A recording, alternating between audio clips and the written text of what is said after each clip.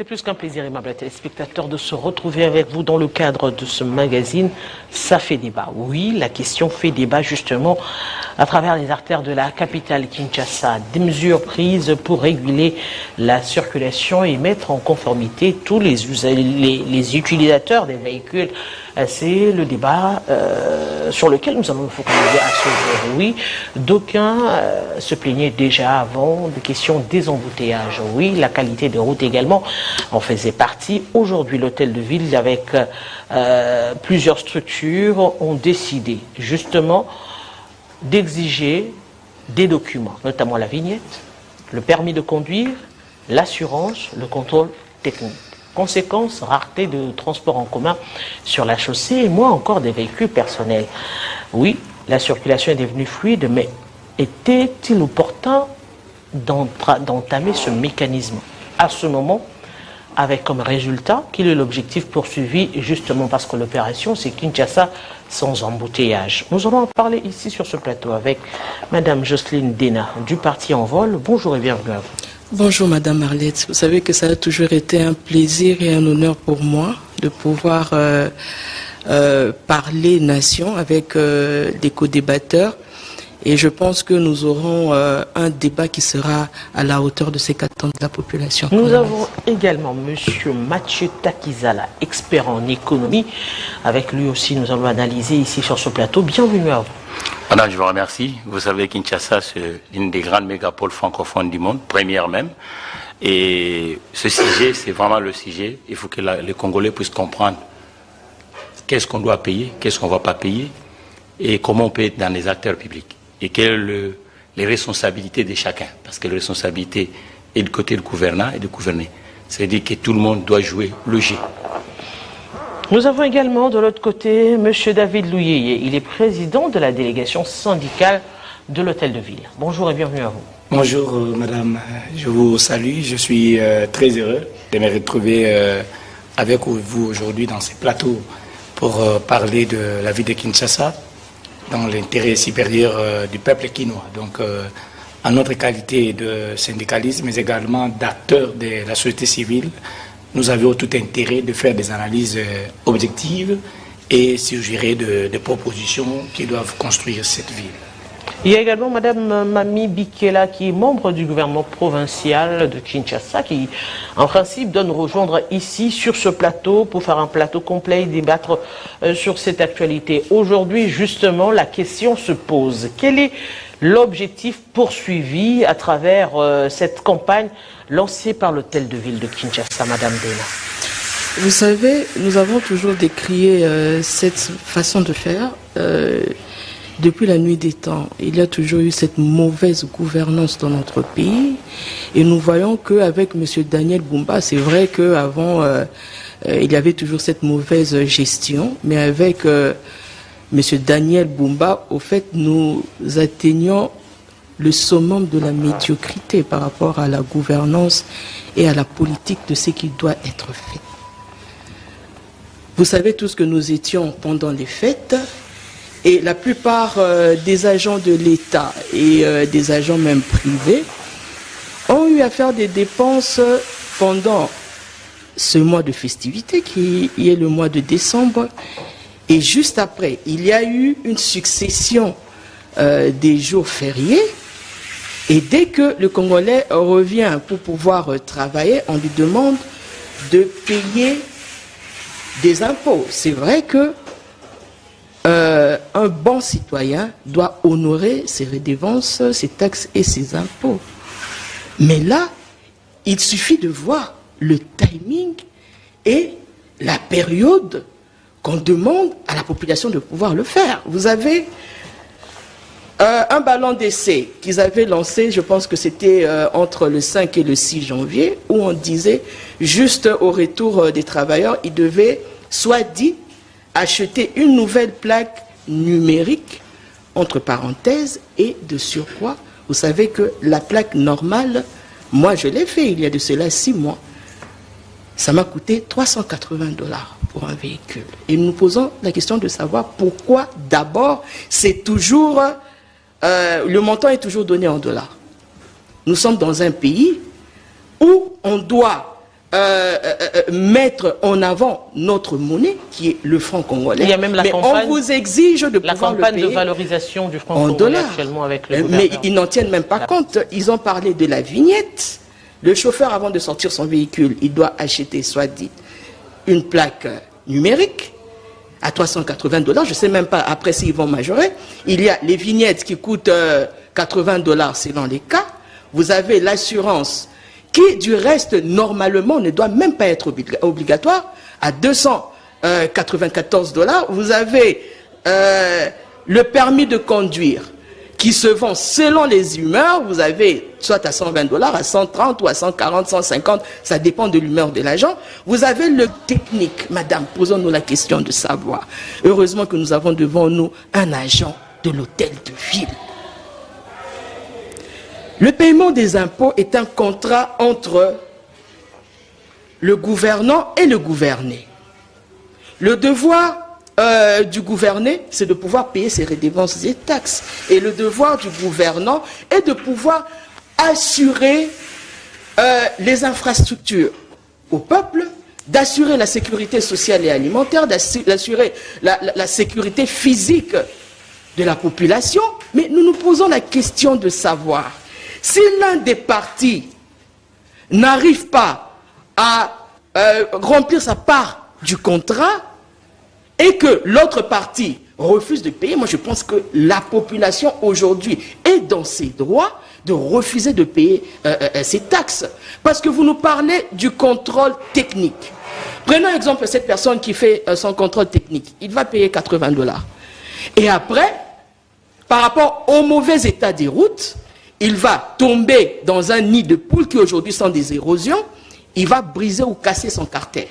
Est-ce que l'hôtel de ville va rembourser cet argent alors que la population aujourd'hui est en train de payer ses taxes? Il faudrait à l'hôtel de ville d'avoir cette volonté-là de pouvoir remplir les conditions qui demandent à ce que la population puisse être à l'aise. Ils ont parlé du parking qu'ils devaient construire. Aujourd'hui, nous voyons les bus et les taxis qui se mettent à tort et à travers sur les routes. Il n'y a même pas moyen de passer. Il n'y a pas cette sécurité-là par rapport à la population. Nous nous posons la question de savoir, est-ce que le fait de pouvoir demander ces impôts, ce n'est pas pour leurs propres intérêts, ils ne font que rançonner la population, ou c'est réellement pour servir la nation? Alors, Monsieur David, avant de prendre Monsieur Takizala, qui est expert en économie, évidemment, en cette matière également, on l'aura. Mais, Monsieur David, l'objectif majeur, on parle de l'opération Kinshasa sans embouteillage. On sous-entend qu'il y a embouteillage parce qu'il y a énormément de véhicules. Est-ce que demander les documents va résoudre le problème d'embouteillage? Est-ce que finalement ce n'est pas une décision temporaire ou trompe-œil? Parce qu'au finish, tout détenteur d'un véhicule finira par acheter les documents. Donc au finish, on va se retrouver avec le même nombre de véhicules à circuler dans les rues de Kinshasa. Donc, résoudre les embouteillages par les documents, est-ce que c'est compatible? Merci beaucoup, Madame la journaliste. Je crois que ma co-débattrice a exposé toutes ces préoccupations qui ne sont pas négligées. Vous savez, les taxes sont payées à titre annuel. Alors, il y a toujours eu un timing de recouvrement volontaire. C'est-à-dire, on commence au mois de janvier jusqu'au mois de mars. Pendant 3 mois, les assujettis sont invités à payer leurs obligations légales, c'est-à-dire les impôts et les taxes. Mais il s'avère qu'à Kinshasa, il y a des mini-milos. C'est-à-dire, même ces recouvrements volontaires-là, les gens ne veulent pas s'y conformer, en quelque sorte. Vous savez, nous avons toujours eu l'habitude de critiquer, mais j'ai toujours donné ma méthodologie par rapport à la manière dont on doit faire les choses pour la bonne gouvernance. Certes, le problème d'achat ou de procuration des documents ne peut pas totalement résoudre les embouteillages. Mais, vous savez, il y a des véhicules, quand vous-même vous les regardez avec vos yeux, vous allez vous rendre compte que ce véhicule ici ne peut pas circuler. Mais ça circule quand même.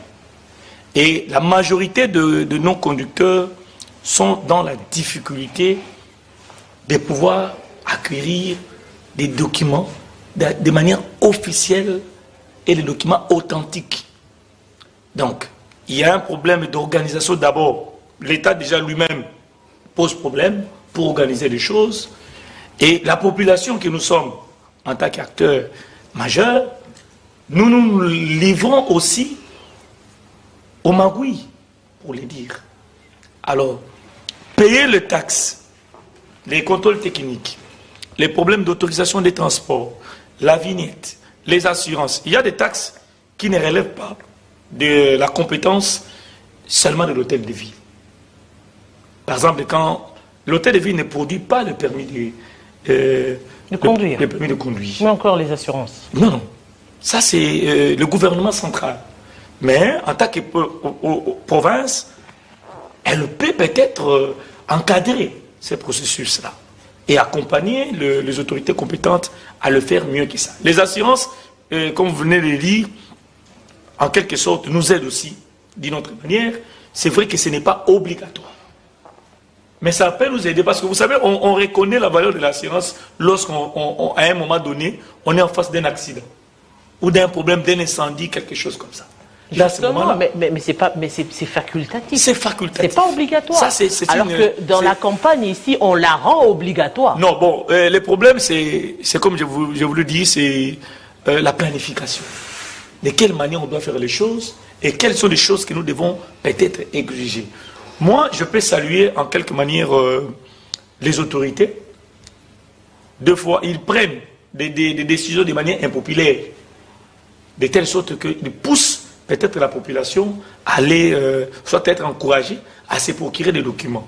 Mais il faut tenir compte des documents que les gens doivent en avoir qui sont légalement obligatoires.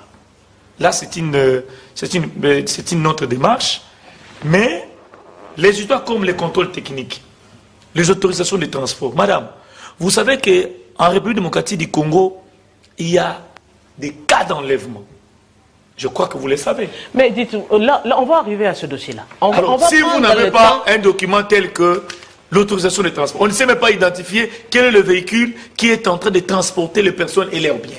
Le problème des contrôles techniques, le véhicule qui doivent... Parce que ça nous protège même face aux accidents. On va prendre les cas de l'identification des véhicules en ce qui concerne le transport, M. Takizala. Aujourd'hui, réellement, si on doit évoquer cette question des documents, est-ce un problème de civisme, de culture, effectivement? Parce que, on va le dire, aujourd'hui, on traque peut-être, mais la culture n'y est pas. La culture d'avoir des documents, la culture de s'informer, de chercher des documents. Le Congolais, le Quinois en particulier, n'en a pas.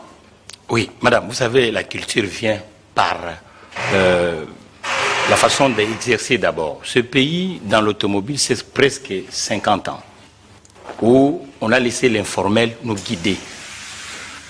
Logiquement, avant d'acheter un véhicule moteur, vous devez aller chez un garagiste parce qu'il y a beaucoup d'éléments à comparer. D'abord, la personne gagne combien? Parce qu'à un moment, on croit comme si qu'il y a uniquement des entités décentralisées ou les entités nationales qui ont le rôle de planifier le budget ou l'éducation financière ou la culture de sécuriser l'autre. Ça veut dire que le véhicule dans des nations, parce que les règles sont universelles, même la science est universelle, mais à un moment on fait comme si on veut faire monde à part de la République démocratique du Congo. Nous sommes un pays, nous sommes censés à faire aussi des appels d'air pour d'autres pays et puissent investir en République démocratique du Congo. Aucun pays au monde, on peut être au volant sans permis de conduire. Aucun pays au monde, on peut être au volant sans assurance. Je vous donne un exemple. La semaine dernière, mon fils, en France, achète une petite deux roues. Il n'avait pas de casque, il n'a pas assuré, mais il était dans l'espace public. Là, je viens de payer 2500 €.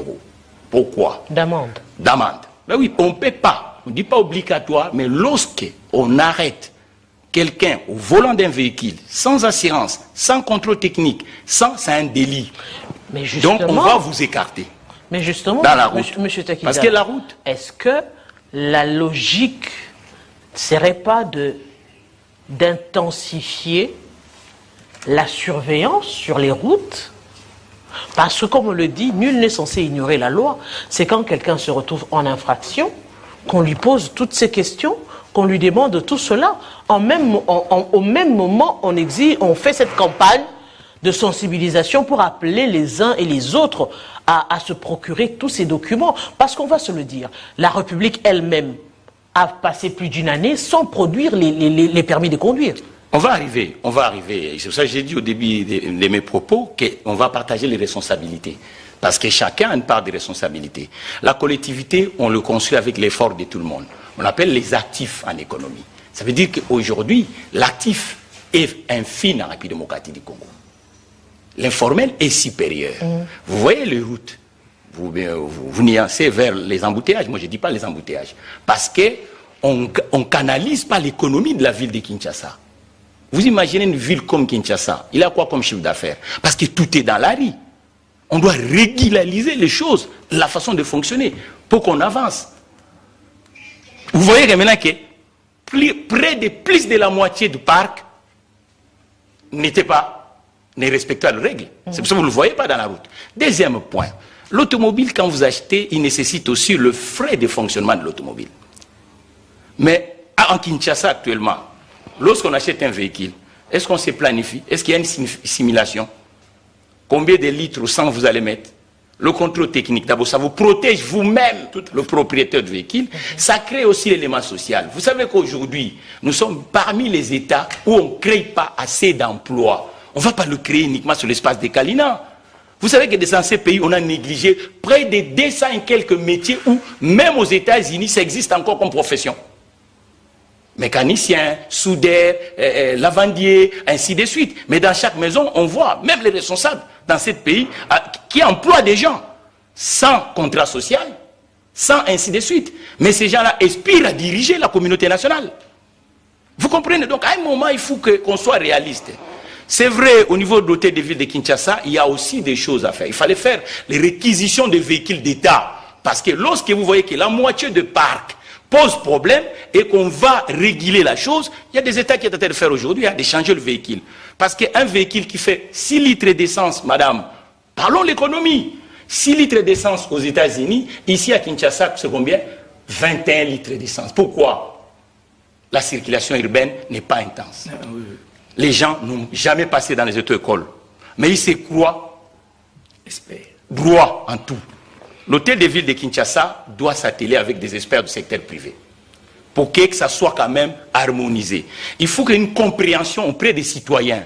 Parce qu'aujourd'hui, parce qu'on n'a pas de statistiques, vous savez combien d'accidents qui est aujourd'hui en République démocratique du Congo? Moyenne d'âge de véhicules, c'est 15 ans, madame. Ce sont des véhicules qui circulent même pas dans des pays avancés. Mais ce sont des épaves roulantes qui viennent en République démocratique du Congo. Mais on les laisse parce qu'ils ont payé la douane. Mais le Congolais, le Quinois vous dira, il y a combien de tricycles aujourd'hui? Il y a combien de motos qui ne respectent pas le code de route, qui ne respectent pas, qui ne peuvent en principe même pas rouler au même titre que les véhicules, avec qui, aujourd'hui, on va le dire, les personnes du transport en commun, les véhicules, ils connaissent une concurrence déloyale au regard des motos, au regard des tricycles. Oui, qui aujourd'hui, vous avez demandé des documents pour les véhicules, mais les motos circulent. Les tricycles sont en train de circuler tranquillement. Oui, mais ces trucs-là, une concurrence. Ça doit être généralisé, même les entreprises, et même l'État lui-même, parce qu'il a un parc qui est en démocratie du Congo. Et l'État, les autorités doivent donner l'exemplarité. Ça veut dire qu'on doit voir les autorités aussi aller faire contrôler leurs véhicules, pour que la population suive, même les ministres sectoriels. Parce que logiquement, si on demande l'effort à la population, il faut que tout le monde... Ce n'est pas l'effort, c'est des règles universelles. C'est-à-dire qu'on ne peut pas être au volant. C'est une inconscience collective que nous faisons en République démocratique du Congo. Vous savez que le volant, techniquement en République démocratique du Congo, la loi congolaise, le volant, ça devait être type française. Le volant gauche. Alors, oui, mais maintenant on a une volant. La majorité, c'est quoi? La majorité, c'est quoi? Il y a une insécurité déjà routière. On ne peut pas circuler dans un pays pour réguler les choses avec des volants. Non. Dans des cas touristiques, on peut voir un fin pourcentage qui circule. Mais aujourd'hui, ce n'est pas le cas. Le volant majoritaire, c'est le volant droit. Et là, déjà, il y a un problème. Pourquoi on laisse tout Congolais d'aller acheter le véhicule? Non. Il faut que ça soit régulé. On doit savoir la personne gagne combien et combien il va payer et pourquoi, quelle utilité, combien de kilomètres il fait, y compris même les institutions. Ils ne confient pas aux entreprises. Vous voyez, à chaque fois qu'on achète pour Transco, on ne fait même pas 6 mois, les véhicules ne sont plus dans la route. Pourquoi? Parce qu'on ne confie pas aux professionnels sectoriels. Nous devons gagner le temps et puis démocratique du Congo. Machiavel dit, on peut perdre 1 milliard, mais le temps, il ne faut pas le perdre. Nous perdons plus de temps et puis démocratique du Congo parce qu'on veut tirer chacun dans son coin. Alors, on doit être réaliste que ce que nous faisons ici, c'est inutile. Madame Dena, M. Takizal a dit que tout ce qu'on fait ici est inutile. Ça, c'est dit. Mais disons, c'est vrai qu'on doit se conformer. Mais apparemment, les prix fixés ne correspondent pas à la réalité du vécu quotidien d'un Congolais. Un agent de l'État, parce que la majorité, ce sont les fonctionnaires de l'État. Il gagne combien? S'il doit avoir un véhicule, s'il doit avoir des véhicules. Aujourd'hui, la moyenne se fait même à travers les réseaux sociaux. Ça veut dire pour être en conformité, aujourd'hui, on est en train de nager dans les 500 dollars américains. 500 dollars américains, plus ou moins 1 million 100 000 francs congolais. Madame Dena, vous venez de le dire. Le timing aujourd'hui. À cela s'ajoutent les frais, le deuxième tranche des Minerva. Est-ce que le contexte s'y prête actuellement pour résoudre ce problème? Mais c'est parce que nous sommes dans une république bananière. Et vous savez, ce qui se passe aujourd'hui en République démocratique du Congo est comparable à une famille où vous avez un père qui a 8 enfants et qui est lui-même d'abord ivrogne, irresponsable, il ne paye pas les frais scolaires des enfants, il ne fait que sortir le matin et revenir vers 3h, 4h du matin. Il n'a pas le temps de vérifier les devoirs des enfants, les TP des étudiants et tout ça. Et à la fin, lorsque cet enfant, en vivotant, arrive à sortir son cou de l'eau, et il va venir réclamer pour dire que non, quand même, moi je suis ton père et tu dois, quand bien même je n'ai pas pris en charge tes études, tu dois me traiter en tant que tel. Ce que M. Takiza doit savoir, c'est que on ne doit pas comparer l'incomparable. Vous ne pouvez pas comparer la France, qui est un pays fortement développé, avec des infrastructures de qualité, avec des fonctionnaires qui sont payés en temps, avec ces personnes-là, il y a le social, il y a tout ça, et vous allez le comparer à la République démocratique du Congo, où il y a un désordre organisé. Nous devons quand même être lucides dans nos propos et dans ce que nous disons. Lorsqu'il y a un tarif ou un montant d'impôt qui est fixé, normalement, ça doit être fait tant que tel par rapport aux revenus du bas peuple. Posons-nous d'abord la question de savoir, est-ce que, parce que vous l'avez même dit, que la plupart sont là au fait, ils le font, le taxi et tout ça, le taxi moto et tout, c'est pour au fait compléter leur revenu qui est insignifiant afin de nouer les 2 bouts du mois. Vous allez demander à cette personne de pouvoir trouver, juste après les fêtes, 380 dollars, ou soit dans son total, vous avez plus de 580 dollars que vous allez lui demander de payer pour avoir les documents au complet. Nous ne soutenons pas le fait de ne pas payer des taxes, parce que le fait de ne pas payer des taxes, c'est de l'incivisme. Mais il faudrait quand même être raisonnable. Quelle est la période où vous demandez ces redevances? C'est la raison pour laquelle même il est préférable de pouvoir le demander peut-être au mois de février, parce que vous savez que pendant cette période-là, le peuple a eu le temps de souffler, de se refaire une petite santé financière et de pouvoir le faire. Vous avez un gouvernement qui prend des décisions à tort et à travers, et vous voyez que dans tout ça, le peuple ne se retrouve pas. Au fait, ces personnes, ils nous font croire qu'ils ne sont là que pour leurs intérêts, parce que lorsqu'ils le prennent, il n'y a même pas la traçabilité de ces recettes qu'ils mobilisent. Et c'est ça justement le problème. Et nous continuons à décrier cette mauvaise gestion, cette mauvaise gouvernance, lorsque vous voyez même qu'il y a des personnes comme M. Delis Sessanga qui donnent un don à l'INRB, et que vous voyez que cette ambulance, on arrive même à effacer le nom du donateur, mais on veut jouir de ce don-là. Et ce sont des problèmes comme ça, des actes récurrents qui font assez que aujourd'hui la population se pose des questions. Est-ce qu'ils sont là réellement pour la sécurité de la population? Ces 3000 personnes qu'ils ont mis sur la route pour pouvoir faire le contrôle, quel mécanisme de rémunération ils ont mis en place pour pouvoir les rémunérer? Et c'est tout ça là, vous allez voir, après il y aura des problèmes, il y aura des revendications, il y aura ces gens-là qui vont commencer à dire qu'ils n'ont pas été payés. Vous l'avez même posé ici comme question. Est-ce que demander les documents réglera le problème des embouteillages? Moi je dis non. Parce qu'à chaque fois vous allez voir qu'ils ont mis des barrières. Et lorsqu'ils arrêtent un véhicule, il y a toute une ligne derrière qui attend de passer. Et c'est ça, au fait, qui est encore une fois de plus la cause de ces embouteillages. Et vous voyez que vous n'arrangez pas les choses. Vous ne drainez même pas ces recettes perçues. Vous avez reçu des recettes par rapport aux taxes qui avaient été payées par les motocyclistes, en leur mentant, parce que je le dis, parce que c'est délibéré, de pouvoir construire un parking qui n'a jamais été fait. Et quels sont les mécanismes que vous mettez en place avant de demander à la population? Parce que je l'ai dit, c'est un contrat. Soit vous percevez les taxes et contentez la population, soit vous ne percevez pas ces taxes-là. Et c'est quelque chose de très facile, au lieu de vouloir tout le temps mettre la population dans des problèmes qui ne peuvent même pas résoudre, alors que vous êtes là justement pour pouvoir régler les problèmes de cette population. Mais M. Dani, M. David Sori, comment contraindre la population à se conformer sans cette méthode? Ça, c'est une des questions. Et deuxièmement, on se dit, oui, c'est vrai que la mobilisation de recettes, c'est pour la mobilisation de recettes, la construction des infrastructures, notamment les infrastructures routières, mais vous n'avez pas l'impression qu'à un moment donné, que c'est devenu récurrent? On a évoqué la question de la nouvelle plaque. C'était juste, le communiqué était publié le 2 janvier. Demandant à toutes les personnes qui ont les véhicules de réacheter des nouvelles plaques d'immatriculation pour des raisons de sécurité et autres. Après ces revendications, on se rebiffe pour dire que c'est pour les nouvelles véhicules. Les nouveaux véhicules qui viendront, qu'il faudra acheter ces numérologies.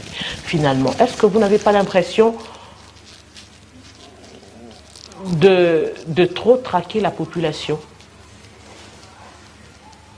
En tout cas, merci Madame la journaliste.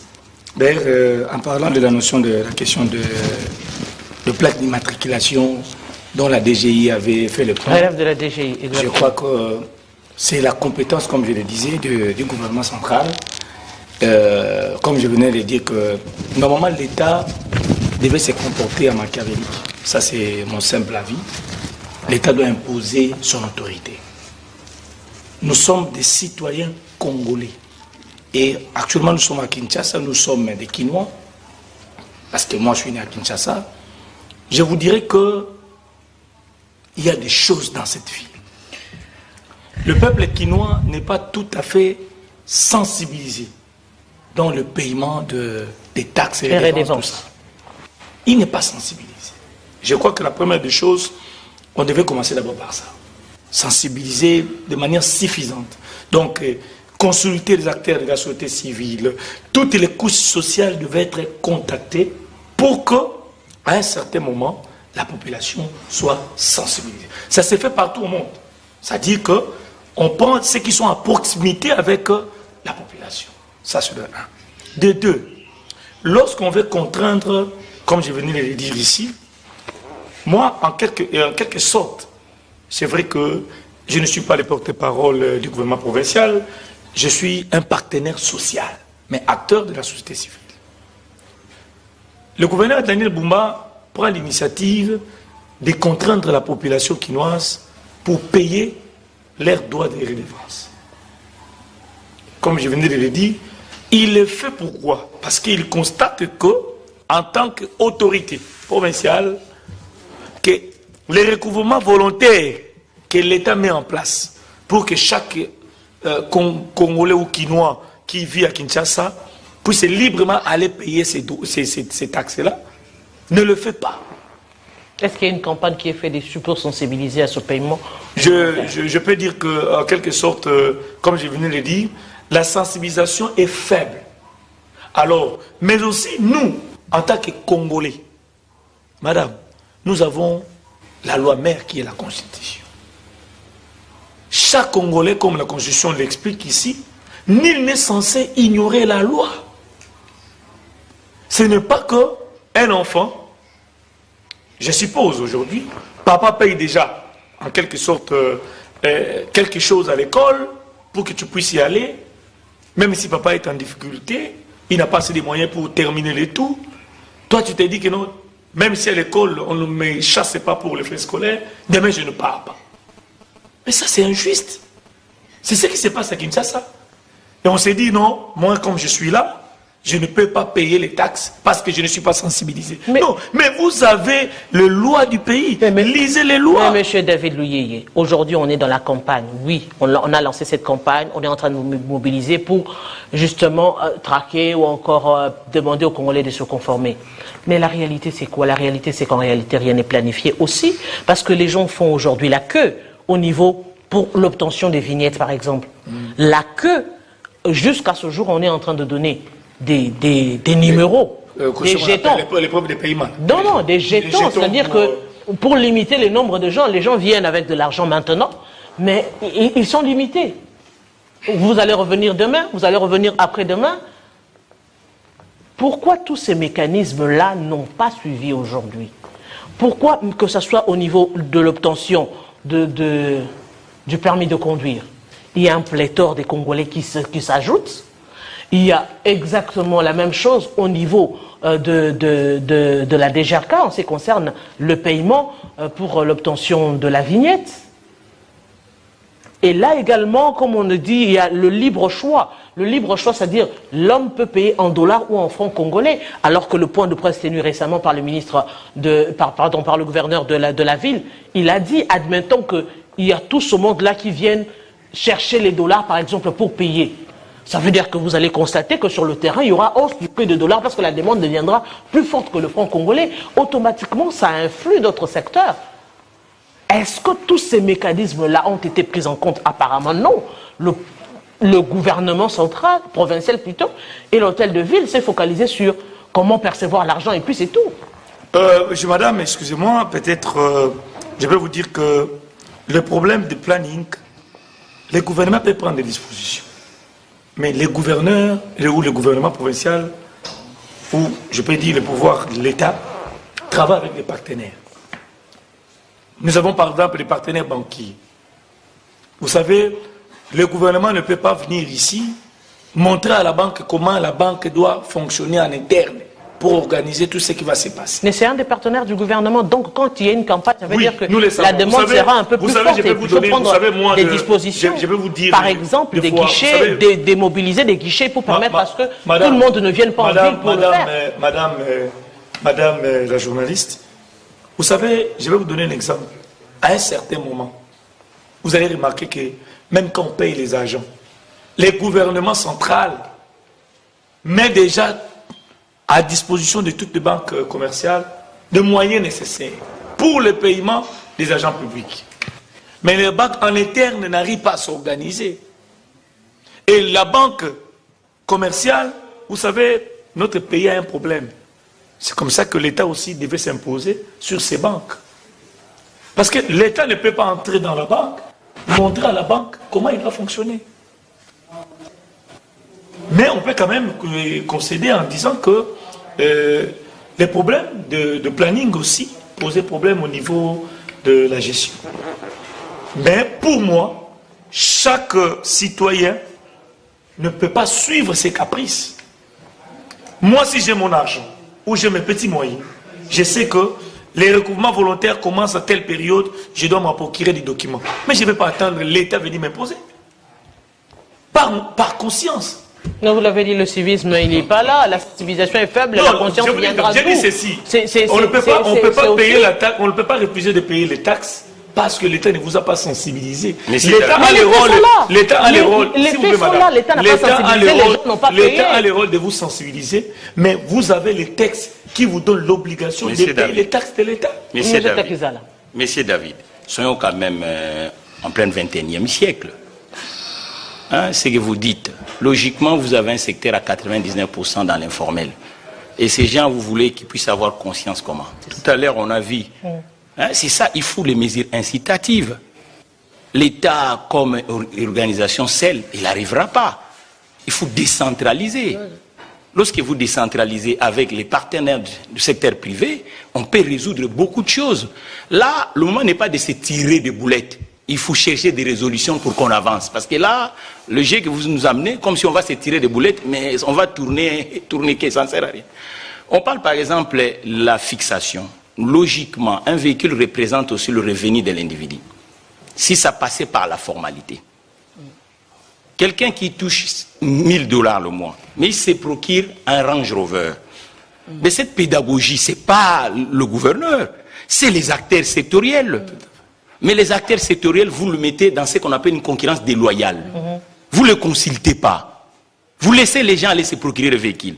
Mais ils se retrouvent avec ça en République démocratique du Congo. À un moment, on doit savoir qu'est-ce qu'on veut. Ça aussi. Non, mais dites, vous comprenez? Prenons un exemple, vous dites c'est procurer le véhicule. Vous prenez quelqu'un qui est animateur, vous lui donnez un cadeau d'une Jeep. Voilà. Qui ne sera même pas entretenu. Vous comprenez? Donc, tout ça, vous devez comprendre ça. Le véhicule, dans tout le pays du monde, il y a ce qu'on appelle le crédit. Ça veut dire qu'il y a une avance des fonds. Dans le système de véhicules à la démocratie du Congo, combien de Congolais achètent le véhicule avec le crédit? Ça appauvrit la situation, la population congolaise. Nous avons une consommation, les véhicules sont vieux. Mais on peut changer ça en travaillant avec les acteurs sectoriels. Quel type de véhicule? Aujourd'hui, il y a plusieurs marques. Les Chinois ont monté, les Indiens, ainsi de suite. Mais en travaillant habilement, comment un pays, dans les années 70, il avait une chaîne de montage, et aujourd'hui, le pays se procure des véhicules de seconde main. Et quels véhicules de seconde main? Des accidentés, avec pollution, ainsi de suite. C'est tout un travail. Chacun doit faire son boulot. Mais il faut une synergie. Une synergie. Exactement. Parce que comment le concitoyen, il ne faut pas le condamner comme ça, non. Comment il va savoir que ce véhicule, si ça tombe en panne, ça sera 1000 $ la réparation? Et c'est ça le rôle de l'État, d'avoir des vrais partenaires, parce que la force de l'État, c'est aussi la population. Actuellement, la ville de Kinshasa, 20 millions d'habitants, il y a combien de sociétés de transport dans la formalité? Il n'y en a pas. Transco est en difficulté. On l'a fait depuis 2013 avec Transco. On le fait à la fois transporteur, on le fait à la fois maintenancier. Et pourtant, Transco devait, la plupart des garages qui sont dans la ville de Kinshasa n'ont même pas de travail. Mais pourquoi on ne donne pas à ces garages le travail de Transco? L'État lui-même, ces véhicules, le fait réparer où? L'ingéniosité va monter comment? La fiscalité, c'est aussi la paye des uns et des autres. C'est un secteur où sillonnez l'Afrique. Madame Dena a dit, on ne compare pas. Mais quand vous voyez aujourd'hui en Afrique, la plupart des États ont changé la consommation dans l'automobile. L'électricité est arrivée. Nous sommes toujours dans le fossile. L'électricité, le courant déjà. Vous comprenez? Donc à un moment, vous, au niveau qui représente la partie sociale de l'hôtel de ville de Kinshasa, vous devez montrer l'exemplarité. Vous-même, l'hôtel de ville, en prenant vos charrois, on doit voir ça aussi dans le centre. Et c'est ça qui va donner aussi. Et puis, vous prenez des mesures quand même qui se fait sentir. On voit que l'hôtel de ville, le véhicule, c'est un garage qui est à Malouka, qui est acheté pour l'hôtel de ville. Et ça va donner quand même des signaux. Ça va donner des signaux. Évitons ce que nous faisons. La force de ce pays, c'est nous tous. C'est vrai qu'ils doivent payer, mais maintenant on les a laissés pendant 40 ans et même, par l'ignorance de la consommation. On achète un véhicule d'occasion, on paye la douane, et ainsi de suite. Le lendemain, on commence déjà à réparer. On répare où? Dans la rue. Quand vous voyez le geste de réparation qui s'est fait dans la ville de Kinshasa, mais c'est des milliers d'emplois, messieurs. Mais on regarde ça comme ça. J'y ai bandé. Non, évoluons.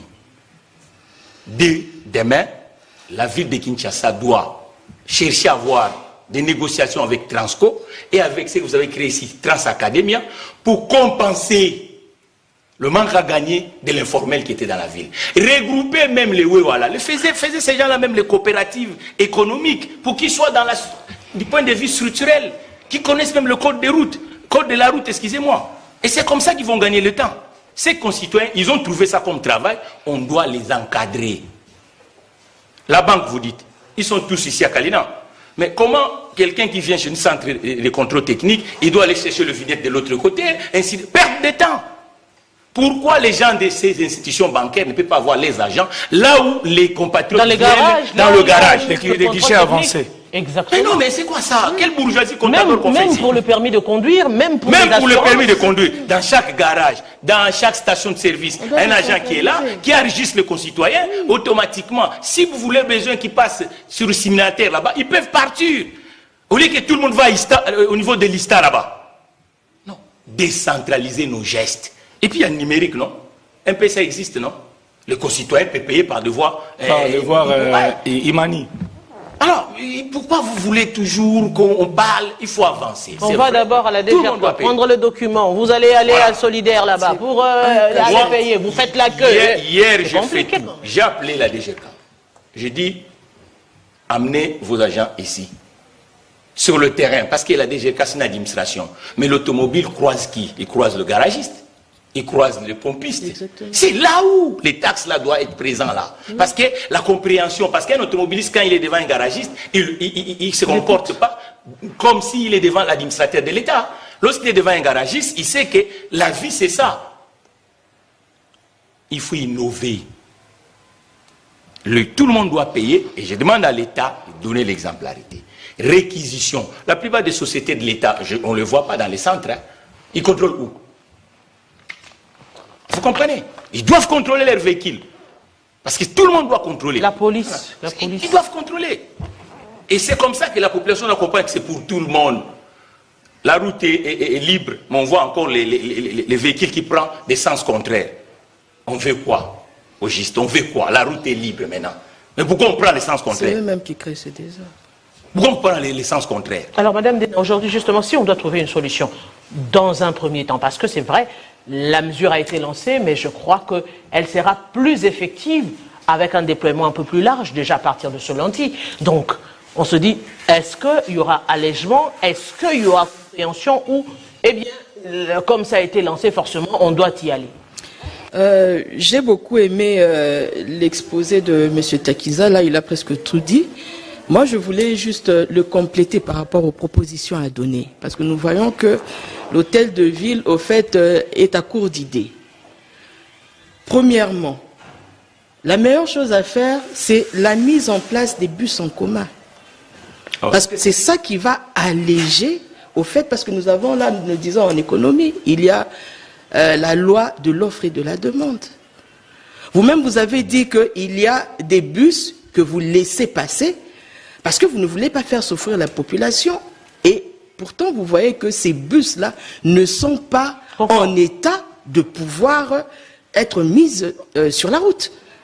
Alors, qu'est-ce qui vous empêche? Parce que vous n'allez pas nous dire que la ville manque des moyens, vous n'allez pas nous dire que l'État congolais manque des moyens de pouvoir mettre sur la route, comme nous avons vu pendant les temps d'attente, il y avait le Transco, il y avait l'Esprit de Vie, et il y avait tous ces bus qui faisaient en sorte de pouvoir alléger la circulation, parce que lorsque vous voyez qu'il y a un prix abordable, comme il était question de payer peut-être depuis Pompage jusqu'à la gare centrale 500 francs, vous n'allez voir personne monter sur un taxi moto, vous n'allez voir personne monter sur un descensé ou je ne sais pas moi quoi, parce qu'il aura économisé.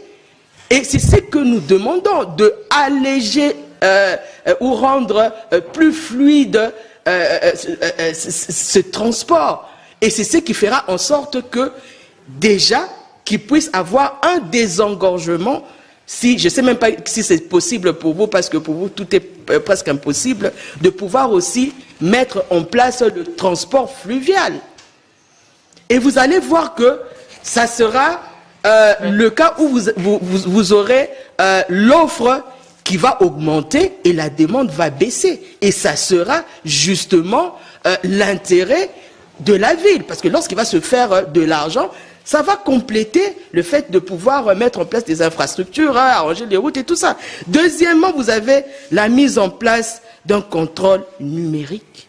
Et avant même d'en arriver là, il faudrait faire un recensement et un archivage numérique dans une base de données dans un serveur.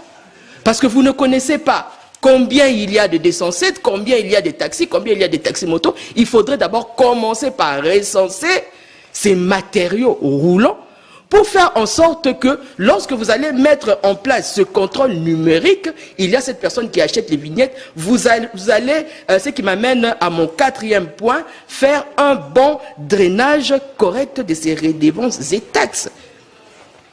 Et vous allez voir que par rapport à ça, que ce soit la ville, que ce soit le gouvernement central, ils pourront bien canaliser ces recettes parce que nous sommes sans ignorer. Et puis nous voyons que c'est un désordre bien organisé par eux-mêmes parce que lorsqu'ils mettent ces 3000 contrôleurs sur la route, il y a ceux qui reçoivent de la corruption, il y a 1000 francs par ceci, il y a 20 $ de l'autre côté et les recettes n'arrivent pas à bon port.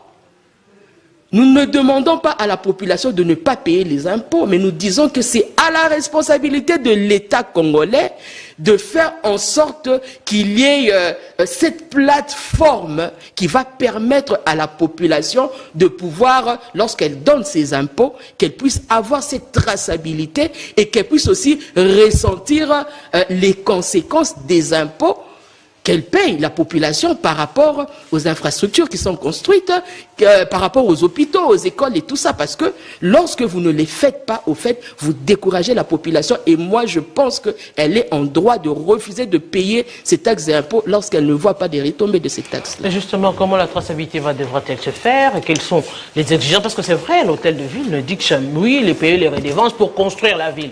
Construire la ville, on se dit, oui, les routes qu'on nous avait promis avant les festivités continuent encore d'être construites.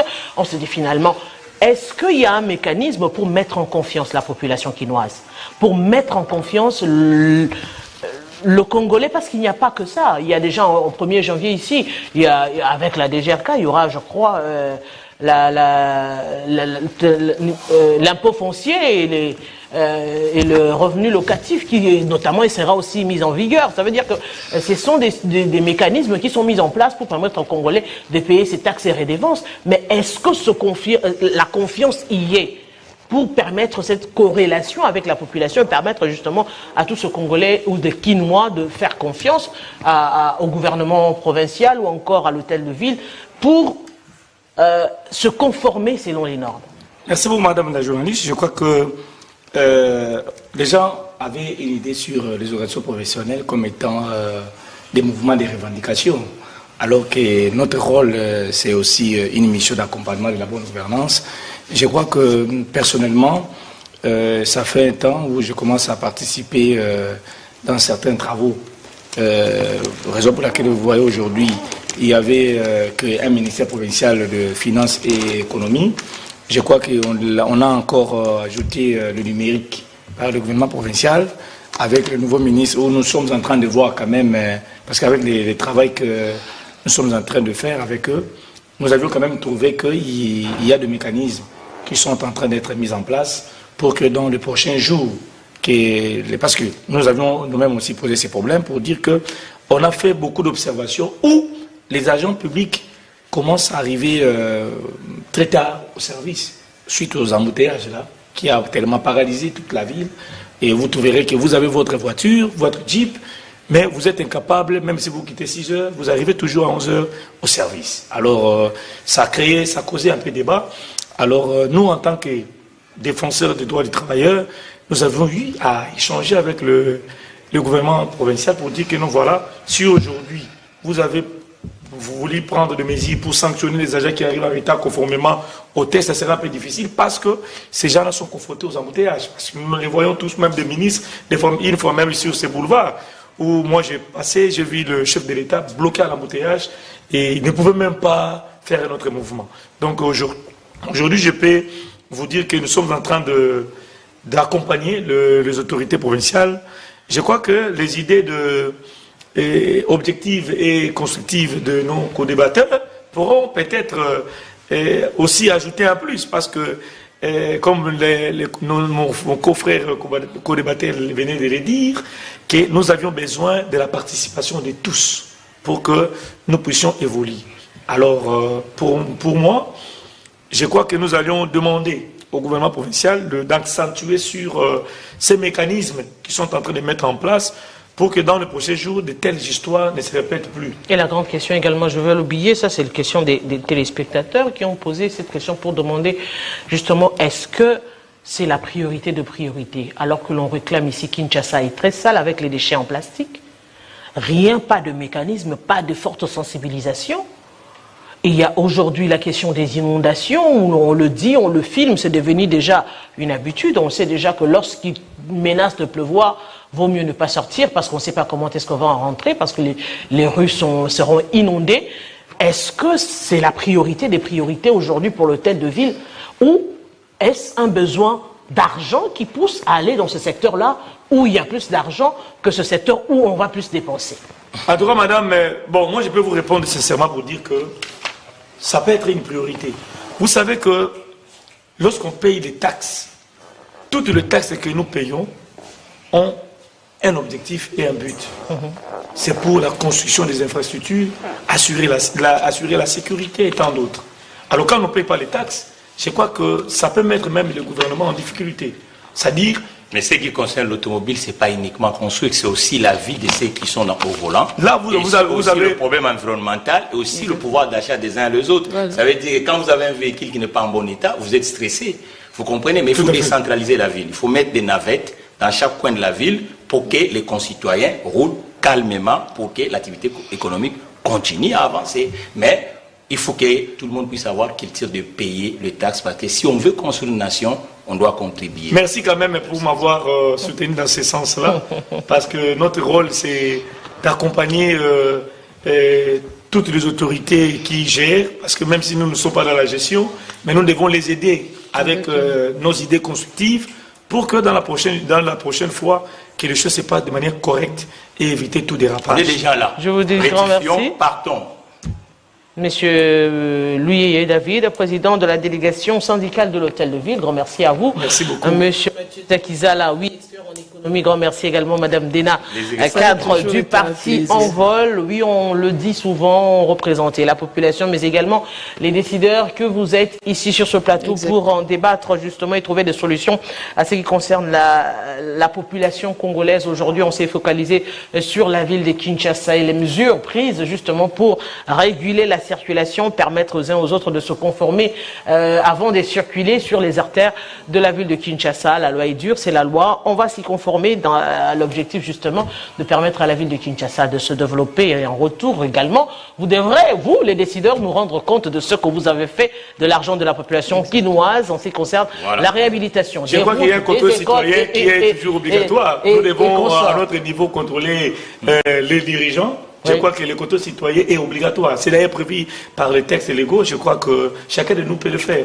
Ça doit commencer par eux-mêmes, ils contrôlent aussi les Non, merci à vous, mes téléspectateurs. On va se retrouver la semaine prochaine, évidemment, pour parler, oui, politique, hein, parce qu'on a pris l'habitude de parler politique. Oui, ça fait également de la politique, fait partie de la politique de la ville de Kinshasa. C'est un réel plaisir. On va se retrouver la semaine prochaine à la même heure sur la même chaîne. D'ici là, portez-vous bien.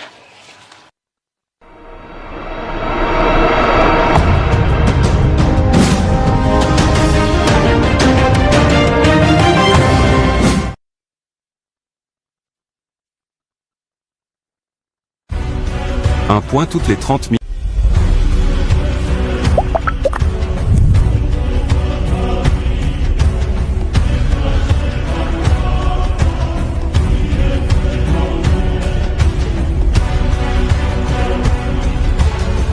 Télé 50, votre chaîne d'information générale.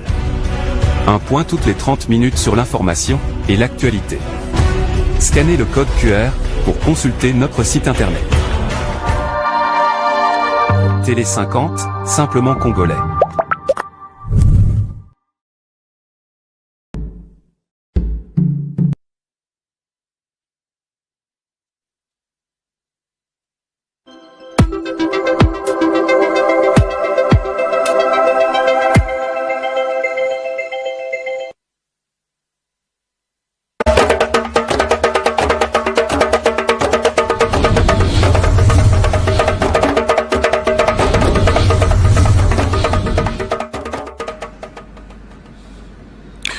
bateji bakunanga balonji bangumu ya tujomba to tele 50 mwakulu wa chiluba kola ni anishai ji bajibaka njagon feshe maluba mubula nubucha manugo na seka ji fikilenga kungumu yetu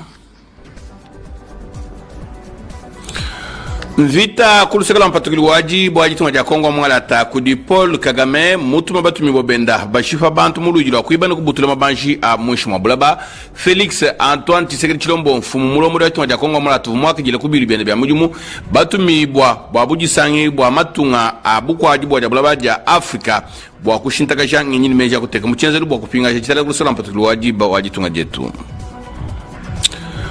Mo Burkina Faso Ibrahim Traoré nyeu mwela chanza mulu bwa kwikala kubujika jidi bushwashwala kakuyibwenzeji bwa bena matunga mengi munjutunga jenda wai kakanga bibi bya bisumbu bya bijiji bya bunyu bikala bifunku na minini mishikubwani badi muchinki jimba ni aba badi bikala panyi mahabanto mboji munda kurumwendede bene mpongu bwa kufandula jitalala munjutunga eji buleni buchama bwa ngumu yetu Noji babunyi muka mwanga mungalele wa yuda mwa patu mwene mayenga mpama wa mchubu wa matu jabena titalupunga bena yamba badibika la balonda ngumu ya tujomba tuwa tele 50 mwakulu wa chiluba tukangola ngumu yetu ni mwandru mwika la utangila chidiri cha Felix Antoine Tshisekedi Tshilombo mfumu mulomura tuwa Kongo wa mwangalata muula nkwasi muzaba mbukelenga kuumpala kwa mvita ilimitu kuta kujijitunga ja Rwanda kurusekala mpatukili wajibu tunga Kongo wa mwangalata kudi Paul Kagame mutuma batu imebabenda bwa kushifa bana baitunga Kongo wa mwangalata mulu ijilwa kuiba nikubutula mabanji amwishi mwabulaba ajitunga Kongo wa mwangalata